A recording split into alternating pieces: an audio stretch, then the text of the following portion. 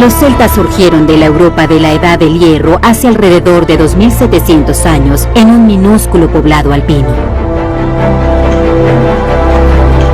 Y llegaron a convertirse en uno de los pueblos más ricos de la historia europea. Todo gracias a un descubrimiento en las profundidades de las montañas, un bien muy preciado en aquella época: la sal. A partir de unos orígenes humildes, desarrollaron una cultura rica y única. Los celtas habían llegado, irrumpieron en la escena mundial, haciéndose un nombre a través del comercio. Y ahora querían más, mucho más. Ellos tenían una misión. A mitad del siglo V a.C., los objetos funerarios cambiaron. En las primeras tumbas encontramos objetos que reflejan una sociedad pacífica, en la que la riqueza se obtenía del comercio. Ahora vemos los primeros indicios de que las armas de guerra ocupan un lugar central.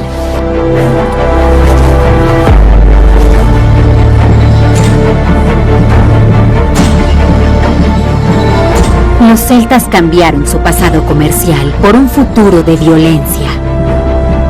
Aprovecharon su ingenio demostrado para actividades más sangrientas y rentables: guerra, robo y saqueo. Estamos a punto de entrar en la edad de oro de los celtas.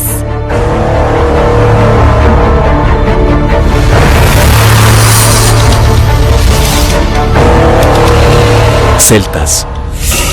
La historia jamás contada. Episodio 2. El arte y la guerra.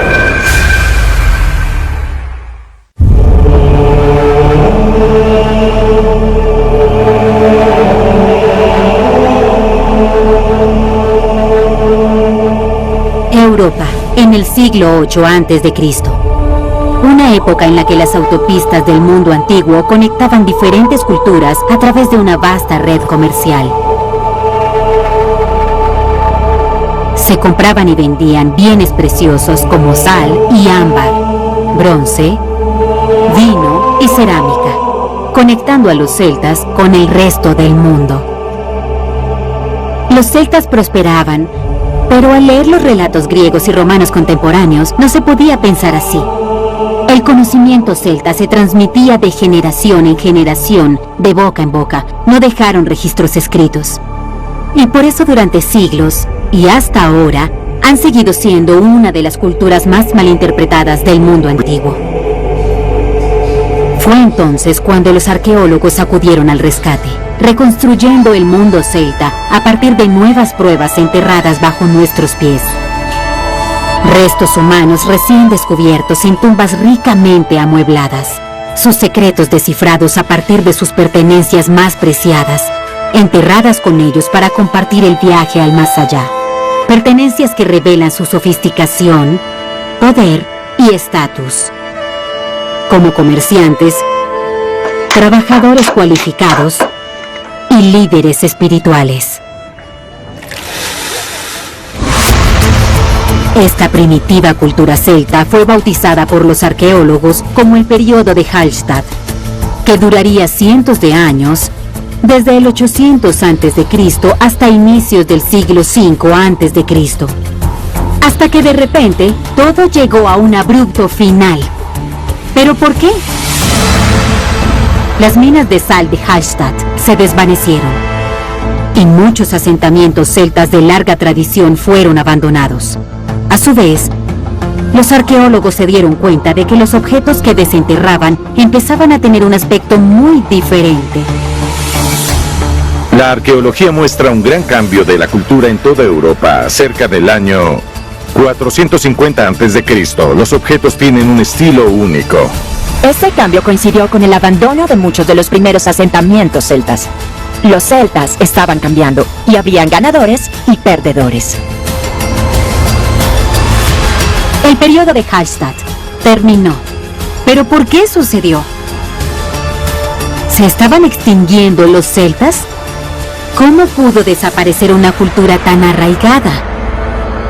Los arqueólogos han hecho recientemente un descubrimiento espectacular que ayudó a resolver el misterio.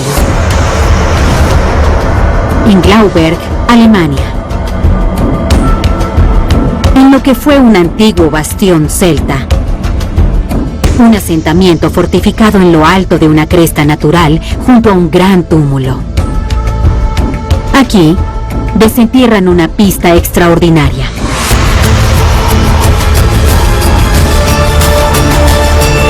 Durante unas excavaciones realizadas en 1996, se encontró esta estatua de arenisca de 230 kilos en la zanja que está rodeando el túmulo. Se cree que es una de las estatuas mejor conservadas y elaboradas de los celtas. Se trata de un hallazgo extremadamente raro y valioso. Lleva pantalones y una armadura elaborada con experticia y un intrigante sombrero o cubrecabezas. Lleva anillos en los brazos y alrededor del cuello un fantástico anillo celta llamado Torque, que solo llevaban los celtas más ricos y poderosos. Sus dioses llevaban torques y se creía que cualquier humano que llevara uno gozaba de la protección especial de los dioses. Pero lo más importante es que de su mano izquierda cuelga una espada y lleva un escudo. No se trataba de un líder espiritual, sino de un hombre de acción. Esta estatua de tamaño natural del año 400 a.C. ha sido apodada el Príncipe Celta y simboliza una nueva forma de líder celta, el caudillo guerrero. Pero el descubrimiento más espectacular aún está por llegar. En el interior del túmulo descubren el cadáver de un auténtico príncipe celta. Está enterrado con objetos tan valiosos que debió ser un líder de hombres y un hombre de una riqueza asombrosa. Los arqueólogos han datado la época en que habría vivido este hombre en el momento en que se hizo la estatua. Y aún hay más. Este hombre no está solo. Hay 2 entierros más, igual de ricos y fastuosos que el primero. Las 3 suntuosas tumbas demuestran lo prominentes que fueron estos individuos en su época. Se consideran de las tumbas más emocionantes y mejor equipadas de toda Europa. Cuando se excavó la tumba número 1, descubrimos que había sorprendentes similitudes entre la persona que estaba enterrada y la estatua de arenisca. Por lo tanto, no fue sorprendente que encontráramos objetos que incluían, entre otras cosas, una espada como esta réplica. En nuestra tumba también se encontró una espada exactamente igual a la de la estatua. También se hallaron en la tumba de oro, como en la estatua, objetos como un escudo, un anillo para el brazo y otro para el cuello. Ahora podría explicarse el peculiar aspecto del tocado de la estatua.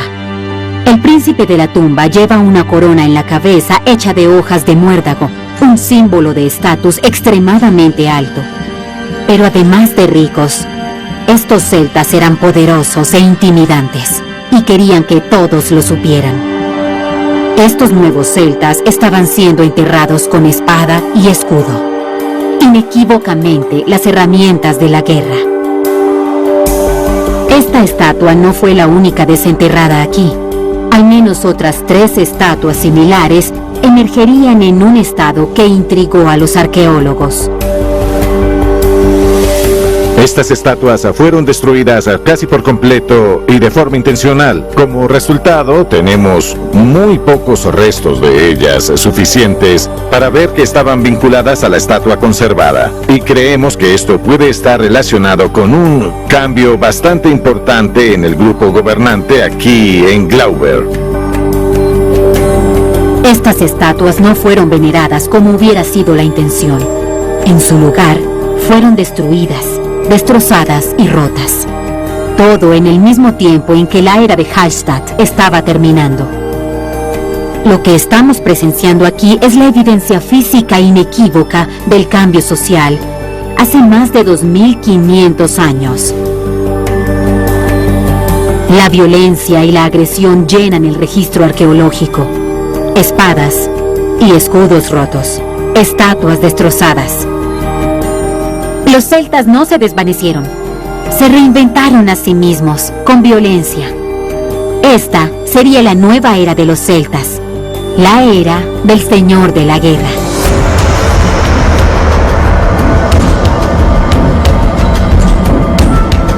También cerca del 450 a.C., descubrimos pruebas en Glauber que indican un cambio repentino en las condiciones sociales. Fue durante este periodo cuando la muralla que rodeaba toda la meseta ardió en un incendio devastador de grandes proporciones, y como las temperaturas ascendieron a más de 1100 grados, algunas de las piedras de la muralla se derritieron, tomando la apariencia de un vidrio. No se trata de un incendio accidental. Alcanzar tales temperaturas sostenidas habría requerido planificación y cuidadosa atención. Estas llamas fueron alimentadas en un intento deliberado de quemar Glauber hasta los cimientos. ¿Podría haber sido atacado por una banda de estos nuevos guerreros merodeadores? ¿O fue un trabajo interno? ¿Aprovechó la joven élite guerrera de Glauber su oportunidad para dar un brutal golpe de estado? Sea cual sea la situación, las pruebas de un cambio violento son irrefutables. Por la misma época, o tal vez un poco después, se construyó una gran muralla sobre la tumba de una mujer. Este es un ejemplo de un período en el que se ignora deliberadamente a los antepasados. Querían demostrar que una nueva generación había subido al poder. El príncipe guerrero de la tumba 1 formó parte de esta nueva era, una era que gobernaba con puño de hierro. Tal vez ordenó que se construyeran nuevas murallas, más grandes y mejores que nunca, en una clara demostración de su propiedad y control. La construcción de las nuevas fortificaciones habría necesitado cientos de trabajadores, todos bajo la atenta mirada de nuestro príncipe guerrero. No sabemos si los trabajadores estaban obligados a hacerlo o si trabajaban voluntariamente. Pudieron ser esclavos los que se encargaron de construir las fortificaciones. Pero en realidad, en cualquier caso, la construcción de tal fortificación creó un sentimiento de comunidad que también, sin duda alguna, ayudó a la población a desarrollar una identidad propia. Nueva identidad para los celtas de Glauber, que afirmaban con confianza: somos el nuevo Glauber. Estamos preparados, somos fuertes, somos guerreros.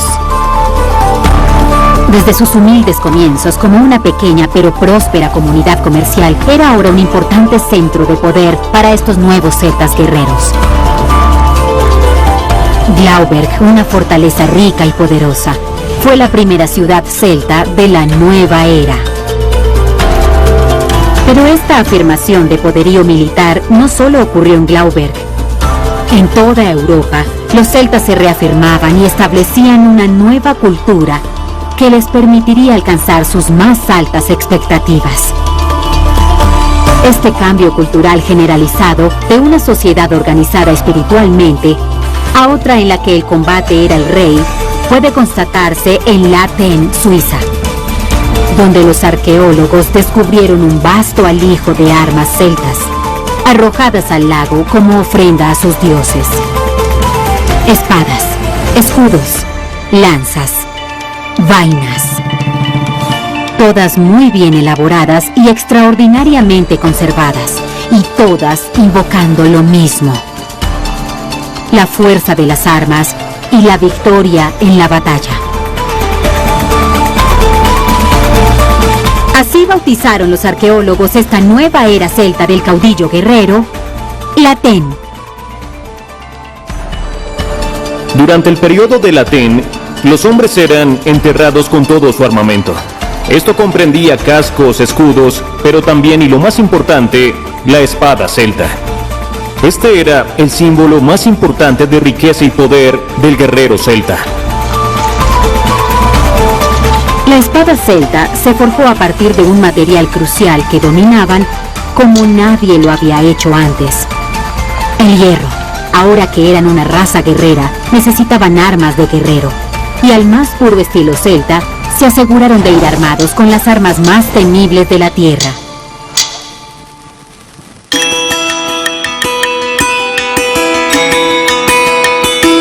Patrick Barta es uno de los espaderos más respetados del mundo.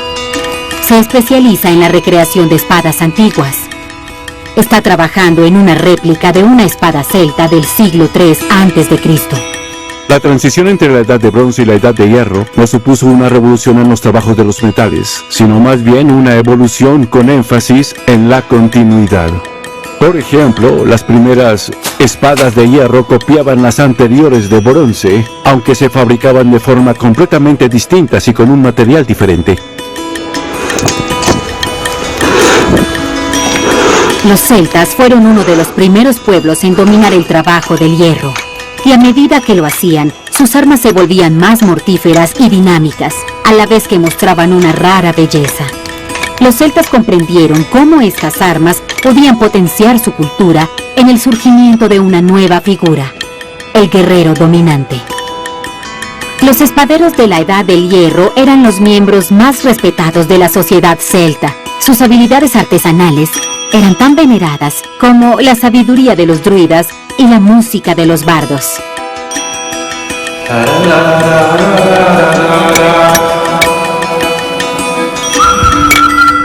Tal vez un herrero cantaba mientras trabajaba. Las pruebas de ello provienen de las antiguas lenguas orientales donde el verbo forjar se originó del verbo cantar. La palabra que designa la herrería en eslovaco antiguo es kuzlo, que también describe los hechizos conjurados por los magos.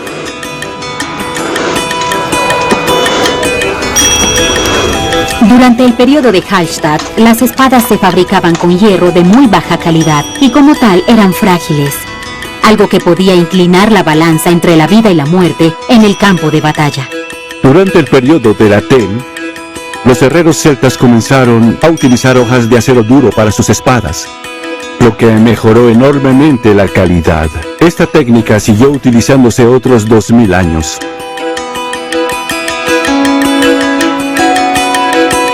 Y aún hoy, Patrick Barta recrea las espadas celtas utilizando el mismo tipo de hierro y reproduciendo ese mismo proceso.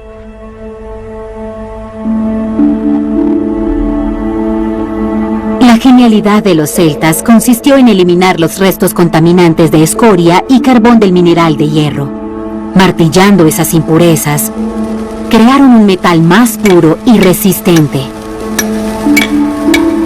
Uno que cortaría a través de los campos de batalla del mundo antiguo con una eficiencia aterradora. Con el tiempo, los celtas se convirtieron en los maestros de algunas de las armas más avanzadas del mundo antiguo. Cuando comparamos las espadas celtas actuales con la producción de las espadas de los talleres de las antiguas Grecia y Roma, comprobamos que la calidad es muy similar. Ambos grupos utilizaban la técnica de atar hojas duras a núcleos más blandos. Así que cuando Julio César afirmaba que las armas de los celtas eran de peor calidad, no era más que propaganda de guerra. La famosa espada romana Gladius probablemente se desarrolló en respuesta a la espada celta. Incluso el nombre Gladius se deriva de la palabra celta antigua Gladimus. El historiador grecorromano Polibio afirma que el gran general romano Escipión la utilizó por primera vez y luego la adoptó ampliamente, después de que viera por primera vez que los celtas la usaban para acuchillar y empujar con gran efecto en el campo de batalla. A diferencia de las espadas romanas, por ejemplo, la espada celta es bastante larga y esbelta. Esto se debe a su uso como arma para matar, y especialmente a caballo. Se necesita una espada larga para alcanzar al adversario que lucha a pie. Equipados y listos para la acción, el modo de guerra celta era único. En lugar de aplicar las tácticas organizadas pero rígidas de griegos o romanos, los guerreros celtas luchaban de forma casi improvisada. Sembraban el caos y el miedo entre sus enemigos, sorprendiéndoles con una emboscada o cargando contra ellos montados a caballo o en carruajes de guerra, que resultaban especialmente eficaces contra la infantería de rango. Como parte de su peculiar psicología de guerra, se burlaban de sus oponentes, proclamando su intrepidez con gritos desgarradores y ruidosas trompetas de batalla llamadas Korniks. Algunos se pintaban el cuerpo y luchaban completamente desnudos para mostrar a sus enemigos lo invencibles que eran. El efecto debió ser aterrador. La nueva estrategia de los celtas de adquirir riquezas y tierras mediante la violencia fue un gran éxito. ¿Pero cómo lo sabemos? Tendemos a pensar en los celtas como un pueblo puramente europeo. Sin embargo, en el siglo III a.C., bandas de incursores celtas habían conquistado por la fuerza territorios tan al oriente como Asia. Su destreza y valentía en el campo de batalla se dieron a conocer por doquier, ganándose una reputación de salvajes entre las tribus rivales de Europa. Con esta violenta expansión llegó también una enorme explosión de creatividad artística nunca antes vista. Este periodo de conquista vio a los celtas influidos por el arte de los vencidos. El oro y la plata saqueados adoptaron en gran medida la forma de objetos decorativos muy apreciados y a su vez inspiraron el arte celta. Lo que vemos como arte celta es en realidad un fenómeno de la clase alta que se expresaba esencialmente a través de objetos de metal fabricados específicamente con hierro, con bronce y también con oro. Estatus. Al igual que las herramientas de su oficio y su arsenal en el campo de batalla, los celtas utilizaban el arte para mostrar su estatus y afirmar su individualidad. La mayoría de los objetos del arte celta no eran monumentales ni tampoco visibles desde lejos. Al contrario, solían ser pequeñas representaciones de objetos muy decorativos. Solo se podían ver los broches y brazaletes artísticos que se llevaban muy pegados al cuerpo y solamente podían observarse de cerca.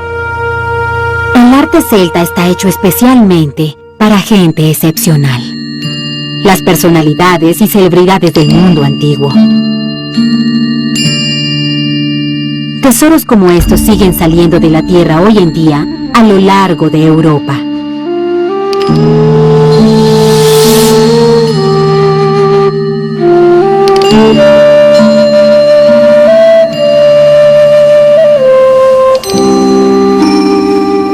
Uno de esos tesoros secretos es esta estatuilla de bronce que representa a un celta desnudo con ojos dorados y vemos que lleva un pañuelo celta al cuello. El hallazgo de esta estatuilla es un fuerte indicador de que hay más tesoros por encontrar.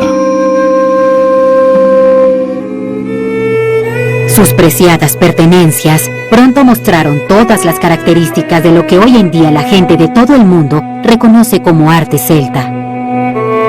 Esculturas enigmáticas de dioses misteriosos, guerreros poderosos, remolinos complejos y líneas curvas naturales. Pero sobre todo, el deseo de realzar la belleza incluso de los objetos más humildes.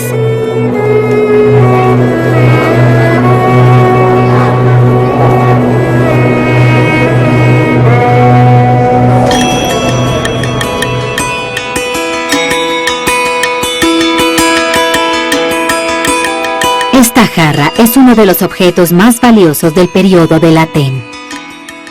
La famosa jarra de pico de Domburg es un objeto emblemático del llamado arte celta primitivo. Este arte y estilo artístico logra constituir lo que llamamos la cultura del Atén en amplias zonas de Europa. ¿Significa esto que el arte celta es simplemente una mezcla de ideas que tomaron prestadas de otras civilizaciones a medida que se expandían? No. Los motivos de griegos, etruscos y escitas influenciaron estos diseños, que conforman este mundo mítico de varios demonios, monstruos y rostros humanos representados en un estilo muy característico.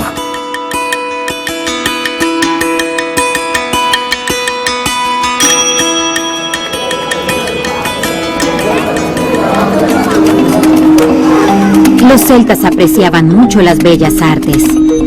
Sí, tomaron prestadas ideas de otras culturas, pero al hacerlo, ellos crearon un estilo artístico único y propio.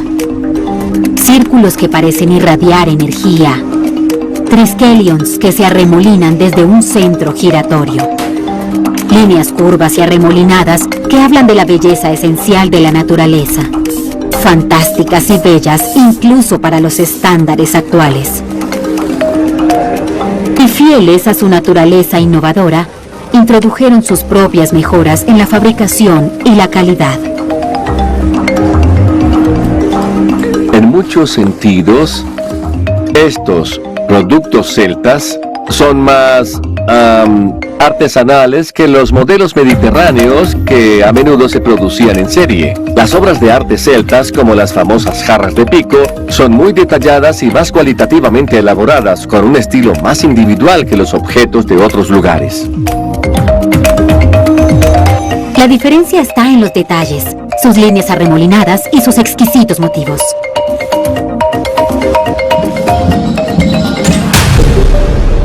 La antigua literatura romana describe a los celtas como un pueblo tosco y poco sofisticado. Basta observar su expresión artística para darse cuenta de que nada podría estar más lejos de la realidad. Su belleza innata resiste la prueba del tiempo, influyendo en artistas y artesanos 2000 años después. El movimiento Art Nouveau de principios del siglo XX introdujo en el mundo moderno la belleza de la expresión artística celta. Lo que es un poco más difícil de entender es cómo todo este bello arte de la época del Atén nació de la guerra.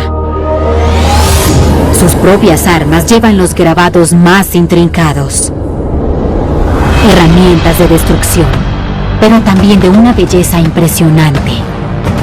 La bella y la bestia, en un solo golpe mortal.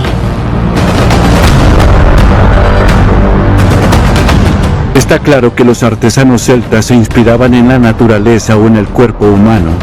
Decoraban mucho sus pequeñas espadas de metal llamadas vainas. Estas decoraciones las diferenciaban de todas las demás espadas de la misma época. Como maestros del metal, los celtas combinaron el arte con el gusto por la guerra, creando algunas de las esculturas de metal más duraderas que el mundo haya conocido. Y en el 387 a.C., en la cima de su poder, comenzaron a flexionar sus músculos y saquearon la ciudad de Roma. Eran un pueblo hambriento de poder, riquezas y nuevos territorios. Hasta las enrarecidas murallas de Roma.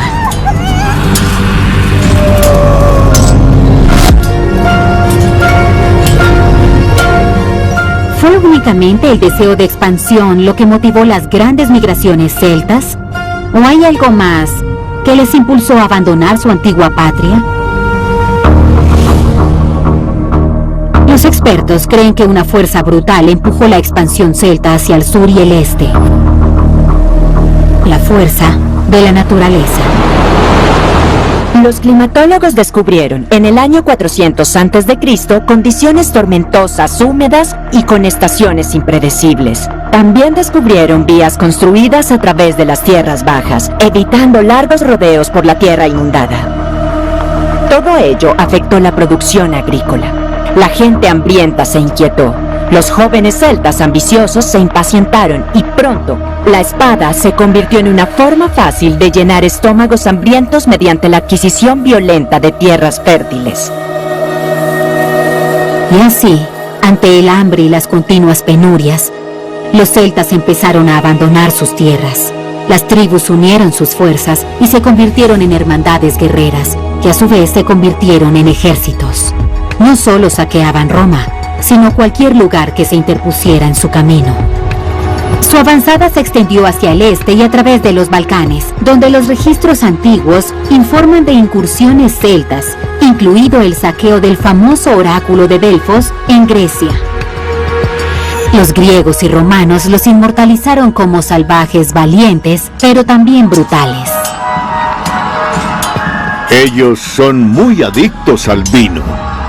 Cuando están borrachos, caen en un estupor o en un estado de locura. Algunos de ellos desprecian la muerte y entran en los peligros de la batalla sin armadura protectora y sin más que un cinturón alrededor de sus espaldas. Cuando están preparados para la batalla, desafían a los hombres más valientes de entre sus oponentes a un combate singular, blandiendo sus armas para aterrorizar a sus adversarios. Cuando sus enemigos caen, les cortan la cabeza y se la atan al cuello de sus caballos. Y algunos de ellos, se nos dice, comen seres humanos. No estamos seguros de que los celtas practicaran el canibalismo ritual, aunque no hay pruebas de ello. Lo que sí creemos es que recogían los cráneos de sus enemigos y los consideraban la sede del alma y la fuente de la potencia espiritual. Los cráneos se embalsamaban, se recogían, se empalaban e incluso se convertían en vasos rituales. Los autores griegos y romanos tendían a darnos una visión muy exagerada de los celtas, propaganda incluso, por lo que tomaremos el canibalismo generalizado con una pizca de sal. Pero lo que nos dice esto es que los celtas debían ser una imagen aterradora para estos escritores romanos.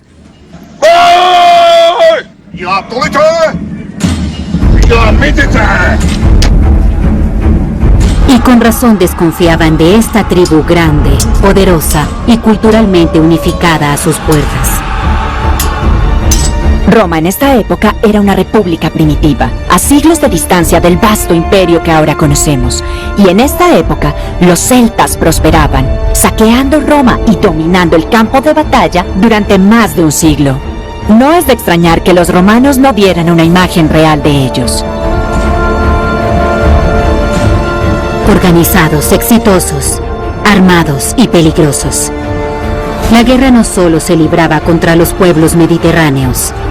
El conflicto entre clanes celtas rivales se convirtió en algo habitual. Y cuando luchar entre ellos podía ser lucrativo, eran despiadados.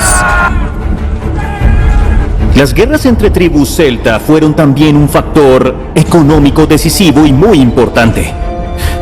El comercio de esclavos celtas en los Alpes con los romanos en el sur jugó un papel importante en la economía de esa época. Esta cadena de esclavos hecha en hierro nos logra dar una buena impresión de cómo se realizaba este comercio de mano de obra en esta época. Sus superiores habilidades para la batalla eran ahora de dominio público. Los guerreros celtas se volvieron muy codiciados y como tales fueron vendidos o se vendieron ellos mismos como mercenarios. En el 250 a.C., la mitad del ejército de Aníbal en Italia era celta, sus tropas de choque y su caballería avanzada. Y es aquí, en las guerras púnicas, donde Escipión fue testigo por primera vez del temible poder de la espada celta, que más tarde adaptó para su propio ejército romano. Ni siquiera temían a morir en combate. Y utilizaban el momento pre-batalla para asaltar al enemigo en un primer golpe muy fuerte. Pero incluso los guerreros necesitaban comer, descansar y jugar. ¿Quién cuidaba de ellos? ¿Quién les proporcionaba comida, mantas y comodidades? Se trataba de ejércitos organizados de tamaño considerable. Los guerreros estaban en movimiento, pero también necesitaban jóvenes que llevaran armas o hicieran funciones auxiliares en la batalla. Esposas e hijas para gestionar el campamento. Herreros para reparar las armas dañadas en la batalla. Cazadores para recolectar alimentos. Toda una tribu en movimiento. Pero ¿eran estas funciones tan tradicionales como creemos? ¿Y es la imagen perdurable de la mujer guerrera celta algo más que un mito? ¿Podría ser que algunas de estas mujeres también lucharan junto a sus hombres? Los celtas tenían una sociedad relativamente igualitaria, en la que las mujeres ocupaban puestos de autoridad y poder. Pero, ¿llegaron las mujeres al campo de batalla? Una pista emerge de la tumba. Esta tumba, hallada recientemente en Bohemia, República Checa, contiene los restos de una mujer muy rica que murió a los 45 años. Fue enterrada con toda la parafernalia de un miembro de clase alta de la sociedad del Aten. Sus joyas son idénticas, excepto el collar que lleva al cuello.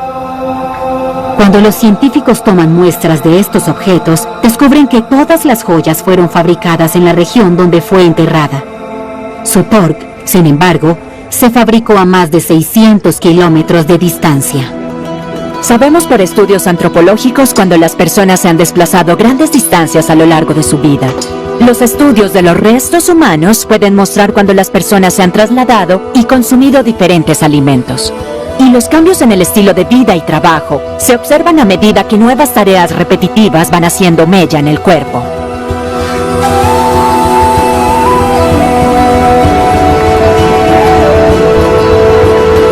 Y sus huesos y dientes indican que su dieta cambiaba al final de la infancia. Comían más proteínas y mijo, un tipo de cereal que antes estaba ausente de su dieta. Parece que viajaban muy lejos de casa a una edad muy temprana. Las alianzas a larga distancia se sellaban con matrimonios o con la acogida de niños que se colocaban en familias de rango similar de otras tribus lejanas. Al hacer esto, unían el amplio mundo celta a través del intercambio familiar. Cuando los niños llegaban a la edad adulta, actuaban como un puente que ayudaba al mundo celta a construirse a sí mismo y a transmitir una cultura común. Y aún hay más. Dentro de la tumba de la mujer está un hallazgo extraordinariamente raro, uno que intriga a los investigadores. Una espada de hierro. Los celtas enterraban a sus muertos con objetos que identificaban su papel en la sociedad. Así que, ¿podría esta mujer haber sido una guerrera? O la espada era de su esposo, o quizá de un hijo. Una pista intrigante.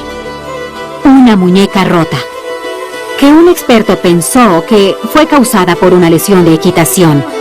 Su cadera también mostraba signos de que era una jinete activa. Las joyas encontradas con esta mujer demuestran que fue rica y muy importante. Tal vez incluso una mujer guerrera. Nació lejos del lugar al que se trasladó en su adolescencia, tal vez acogida de niña en otro hogar adinerado, o incluso habiendo viajado con un ejército móvil de mercenarios que regresaban a casa de su servicio en tierras lejanas. Al final, todos tuvieron que salir, y algunos de ellos se trasladaron a Asia. Otros pudieron establecerse en una especie de asentamiento local en esta zona, y otros regresaron a las regiones del Danubio Medio.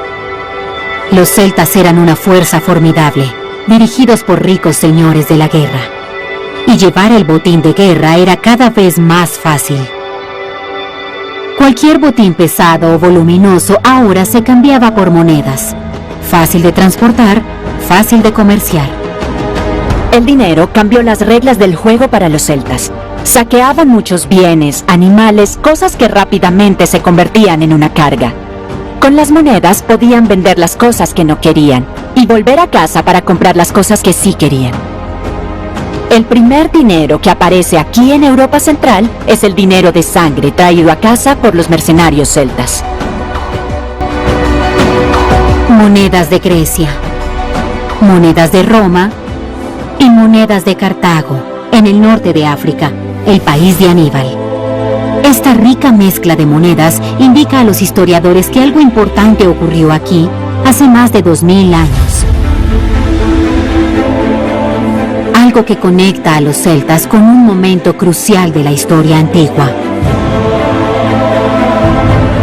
Es significativo que este numeroso grupo de monedas esté cronológicamente relacionado con la Segunda Guerra Púnica. Además, es muy probable que estas monedas fueran el pago a varios mercenarios celtas que lucharon en los conflictos, en las guerras entre el mundo griego y la República Romana. Esto dio una idea a los celtas. Imitaron a sus vecinos mediterráneos y crearon su propia moneda. Pero como era común, sus monedas sobresalieron entre todas las demás. El repujado y las inscripciones de las monedas producidas en Europa Central son bastante toscos y básicos. Esto contrasta con las monedas griegas en las que se lee el nombre de Alejandro Magno. Las imitaciones celtas de esa moneda suelen modificarse y reformarse de diversas maneras. Las letras desordenadas son un indicio de que los fabricantes de sellos eran analfabetos e incapaces de descifrar lo que significaban. Se limitaron a copiar las ilustraciones, como dibujos. Un fascinante recordatorio de que aquellos celtas analfabetos nos dieron una clave vital para entender su historia. Desde finales del siglo II a.C., los principales centros celtas acuñaron sus propias monedas. Y gracias a su compromiso con el comercio, los arqueólogos modernos pueden rastrear fácilmente los movimientos de la gente siguiendo la circulación de las monedas, lo que proporciona pruebas físicas clave para compensar la falta de registros escritos. Y fue también gracias a las monedas que los investigadores descubrieron un curioso fenómeno en Europa Central.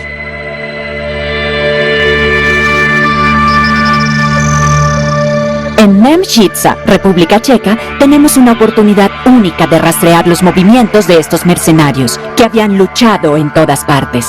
En muy pocos lugares se han encontrado tantas monedas. Aquí han excavado cientos y miles. Y se han hallado tantas que sabemos que este debió ser un punto de transbordo donde miles de mercenarios se reunieron para su siguiente movimiento. Una cosa es segura, no era una ciudad ordinaria, era un centro de poder. Nemchitsa fue en realidad un lugar crucial para la comunidad celta. Fue el lugar central de los siglos II y III. Nemchitsa estaba justo en el centro de un nuevo tipo de red que incluía 3 asentamientos similares junto a Roseldorf y Nueva Cherekvia, establecidos entre el Danubio y la llamada Puerta de Moravia, un paso en esta región montañosa. Un territorio perfecto para una nueva sociedad celta. Lo que es interesante es que la distancia entre los 3 lugares más destacados es casi la misma y son unos 150 kilómetros que, utilizando caballo y carreta, se pueden hacer en un día. Los arqueólogos también encontraron muchas similitudes entre estos asentamientos. Las calles y plazas, todas construidas según un plan similar, basado en una idea común de crear un centro comercial conectado entre el Danubio y el único valle de esta zona montañosa. Para todos los estándares de finales de la Edad del Hierro, el asentamiento de Roseldorf abarca un área enorme. El asentamiento cubría 40 hectáreas, pero se puede calcular incluso más, hasta 70 hectáreas. Así que este yacimiento, al igual que el de Nemchitsa en Moravia Central, era casi como una gran ciudad, que era algo muy singular para la época fuera de la región mediterránea. Los celtas regresaron, se asentaron en buenas tierras y sacaron máximo provecho de sus nuevas riquezas. Y es aquí donde empezamos a ver otros rasgos comunes que comparten estas 3 comunidades. Y lo que establece un vínculo innegable entre ellas son las monedas, una forma muy moderna de moneda común.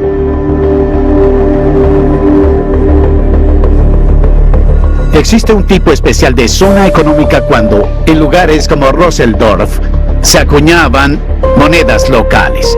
tenemos 2 o 3 lugares así con el mismo tipo de denominaciones acuñadas. Así que tenemos que ver con un sistema monetario que establece este interés económico en esta zona. Gracias a estas monedas, los investigadores modernos están desvelando uno de los descubrimientos más sorprendentes del mundo antiguo. Las monedas de plata, en particular, se acuñaron en grandes cantidades.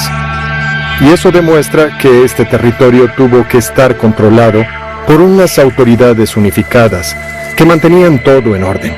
Indica además que durante este periodo existía una organización social muy avanzada dentro de la sociedad celta. Una sociedad cada vez más en paz consigo misma. Una sociedad que se está asentando. La mayoría de las tribus y clanes celtas trabajaban en su mayor parte de forma independiente.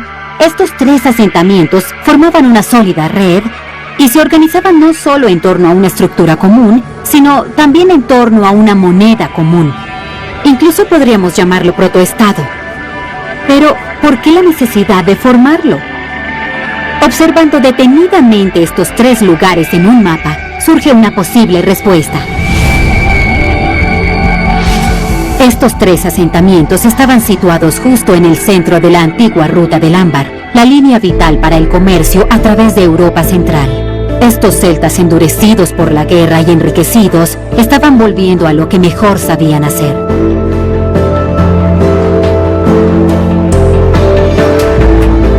Este mismo corredor les permitió a los primeros mercaderes celtas comerciar con su sal, hierro y ámbar y difundir su cultura. Ahora, más de 200 años después, las élites guerreras que tomaron el relevo durante el colapso de esta ruta comercial regresaron, renovándola tras su servicio como mercenarios en el extranjero y restableciendo la propiedad celta. Los colonos celtas controlaban la parte de esta zona o camino, que está entre la puerta de Moravia y el Danubio. Los celtas habían regresado a casa, reclamaron algunas de las tierras más fértiles de toda Europa y empezaron a formar un estado pacífico y próspero. Una red de asentamientos en medio del mismo camino de ámbar que los había llevado a lejanos campos de batalla.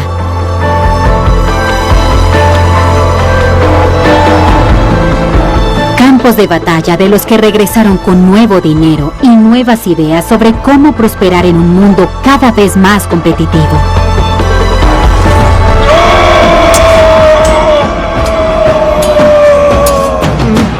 Los celtas habían desplegado sus alas y aprendido de otras civilizaciones cómo organizar y potenciar su propia sociedad. Gracias a su resistencia e ingenio, ampliaron su territorio cientos de kilómetros más allá de su tierra natal de Hallstatt. Al reinventarse como una poderosa sociedad dirigida por guerreros, se convirtieron en saqueadores, merodeadores y luego se convirtieron en mercenarios, muy apreciados por las civilizaciones más avanzadas del mundo antiguo. Y estudiando el uso que hacían de las monedas y su habilidad para acuñar otras nuevas, ahora conocemos el alcance de sus migraciones. Y que volverían para estructurarse en una sociedad más avanzada. Todo ello en menos de 2 siglos. Estaban en la cima de sus poderes militares y artísticos, intrépidos y muy ricos. Lo que ellos no sabían es que esta edad de oro estaba a punto de llegar a su final.